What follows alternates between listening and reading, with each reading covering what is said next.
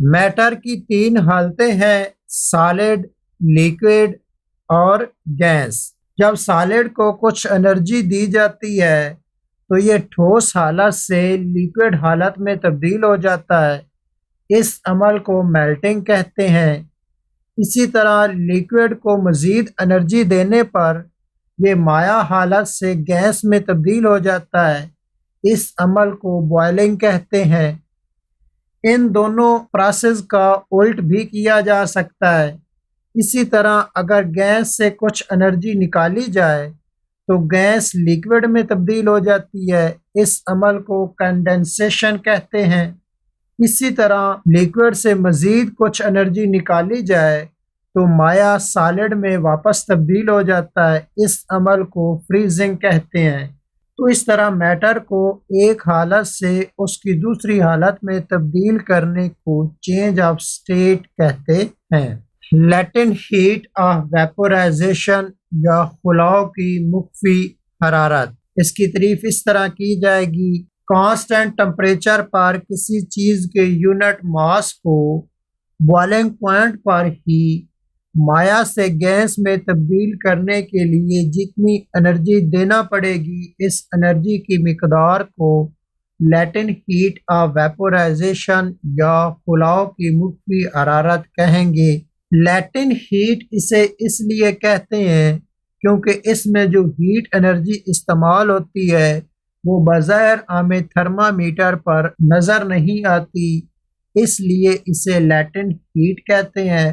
Vaporisation इसे इसलिए कहते हैं क्योंकि इसमें लिक्विड से गैस में मैटर तब्दील होता है, मतलब वेपर्स या बुखारात बनते हैं, और ये सारा काम बॉइलिंग पॉइंट पर होता है। और बॉइलिंग पॉइंट का मतलब कांस्टेंट टेम्परेचर। यहाँ एक बीकर के अंदर पानी की कुछ मिकदार ली गई है। पानी के स्ट्रक्चर को मॉलिक्यूलर लेवल पर देखा जाए तो वो कुछ इस तरह से होता है कि पानी के मॉलिक्यूल अपनी जगह पर रहते हुए मुसलसल वाइब्रेटरी मोशन करते रहते हैं। एक मॉलिक्यूल से लेकर दूसरे मॉलिक्यूल तक इंटर मॉलिक्यूलर फोर्सेस होती हैं, जिनको यहाँ ब्लू कलर से दिखाया गया है। ये एक स्प्रिंग की तरह होती हैं और मॉलिक्यूल को आपस में बांध कर रखती हैं। नॉर्मल टेम्परेचर पर इन मॉलिक्यूल की वाइब्रेटरी मोशन बिल्कुल नॉर्मल हालत में होती है। अब इस बीकर के अंदर एक थर्मामीटर रखते हैं ताकि अगर इसके टेम्परेचर में कोई तब्दीली आए तो उसको इस थर्मामीटर से ऑब्जर्व किया जा सके। इसके नीचे आग जलाई जाती है जिससे इसके अंदर मौजूद पानी को हीट एनर्जी मिलती है और इसके मॉलिक्यूल की वाइब्रेटरी मोशन पहले से बढ़ जाती है, क्योंकि आग से ये हीट एनर्जी हासिल करते हैं जिससे इनके पास एनर्जी की मिकदार बढ़ती है, जिसकी वजह से इनकी वाइब्रेटरी मोशन आस्ता आस्ता बढ़ना शुरू हो जाती है। जैसे ही वाइब्रेटरी मोशन बढ़ती है थर्मामीटर पर टेम्परेचर भी आस्ता आस्ता बढ़ना शुरू हो जाता है और 100 तक पहुंच जाता है। 100 पर पहुंचने के बाद इस पानी को हीट एनर्जी मुसलसल आग से मिल रही है, लेकिन टेम्परेचर यहाँ 100 पर ही कांस्टेंट है, वो 100 से बढ़ नहीं रहा। तो हीट एनर्जी जा कहाँ रही है? ये सारी एनर्जी अब इन मॉलिक्यूल के दरमियान जो इंटर मॉलिक्यूलर फोर्सेस हैं उनको खत्म कर रही है या मिनिमम कर रही है। जब ये प्रोसेस शुरू होता है कि मॉलिक्यूल के दरमियान इंटर मॉलिक्यूलर फोर्सेस खत्म होना शुरू होती हैं या कम होना शुरू होती हैं, तो पानी आस्ता आस्ता भाप में तब्दील होना शुरू हो जाता है। पानी आस्ता आस्ता गैस में तब्दील होना शुरू हो जाता है। पानी आस्ता आस्ता उड़ जाता है। इनके दरमियान इंटर मॉलिक्यूलर फोर्सेस एक एक करके ख़त्म होती रहती हैं और पानी के मॉलिक्यूल वेपर्स में या बुखरात में तब्दील होते रहते हैं। अब जब इनके दरमियान सारी इंटर मॉलिक्यूलर फोर्सेस ख़त्म हो जाती हैं या मुमकिन हद तक कम से कम हो जाती हैं, तो सारे पानी के मॉलिक्यूल आज़ाद हो जाते हैं, फ्रीली मूव करना शुरू कर देते हैं, जिसका मतलब अब वो वेपर्स में तब्दील हो चुके हैं।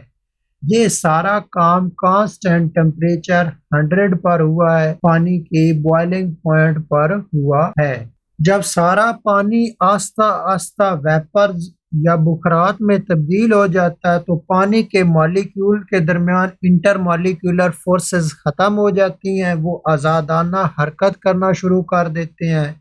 तो इस तरह लिक्विड का जो स्ट्रक्चर था, फाइन स्ट्रक्चर, वो कोलैप्स हो जाता है, खत्म हो जाता है। अब मैटर लिक्विड से गैस की हालत में तब्दील हो चुका है, क्योंकि उसके मॉलिक्यूल अब आज़ादाना हरकत कर सकते हैं, इसलिए लिक्विड का स्ट्रक्चर कोलैप्स हो चुका है। अब मैटर लिक्विड से गैस में तब्दील हो चुका है। इस सारे अमल में हुआ क्या है कि हमने 1 किलो लिक्विड लिया था, उसको कुछ हीट एनर्जी दी तो उसका टेम्परेचर आस्ता आस्ता बढ़ने के बाद 100 हो गया। अब मजीद उसका टेम्परेचर तब्दील नहीं हुआ, टेम्परेचर उसका कांस्टेंट ही रहा और बॉइलिंग पॉइंट पर मतलब 100 सेंटीग्रेड पर वो लिक्विड से गैस में तब्दील हो गया। तो ये सारा काम करने के लिए जितनी हीट एनर्जी देना पड़ी थी, इस हीट की मिकदार को लैटेंट हीट ऑफ वेपोराइजेशन कहते हैं। तो लैटेंट हीट ऑफ वेपोराइजेशन के फार्मूले को हम इस तरह ड्राइव कर सकते हैं कि हमारे पास पानी के 2 जार हैं। एक छोटा जार है जिसमें पानी की मिकदार कम है, तो इसे कम हीट एनर्जी देना पड़ेगी। एक बड़ा जार है जिसमें पानी की मिकदार ज़्यादा है, तो इसे ज़्यादा हीट एनर्जी देना पड़ेगी। तो हम लिख सकते हैं कि डेल्टा क्यू डायरेक्टली प्रोपोर्शनल होगी मैस एम के। इसको सॉल्व किया जाए तो प्रोपोर्शनैलिटी की जगह बराबर और कांस्टेंट आएगा। तो इक्वेशन कुछ इस तरह से होगी, delta Q is equal to H V into M. H V यहाँ प्रोपोर्शनैलिटी कांस्टेंट है, इसकी वैल्यू निकाली जाए तो वो कुछ इस तरह से होगी, H V is equal to delta Q over M. H V को ही लैटेंट हीट ऑफ वेपोराइजेशन कहते हैं। यहाँ क्यू और एम के यूनिट्स लगाए जाएं तो डेल्टा क्यू हीट एनर्जी है तो इसका यूनिट जूल होगा, एम मैस है तो इसका यूनिट किलोग्राम होगा। तो इस तरह लैटेंट हीट ऑफ वेपोराइजेशन का unit joule into kilogram raise to power -1 होगा। इसको हम जूल पर किलोग्राम पढ़ते हैं।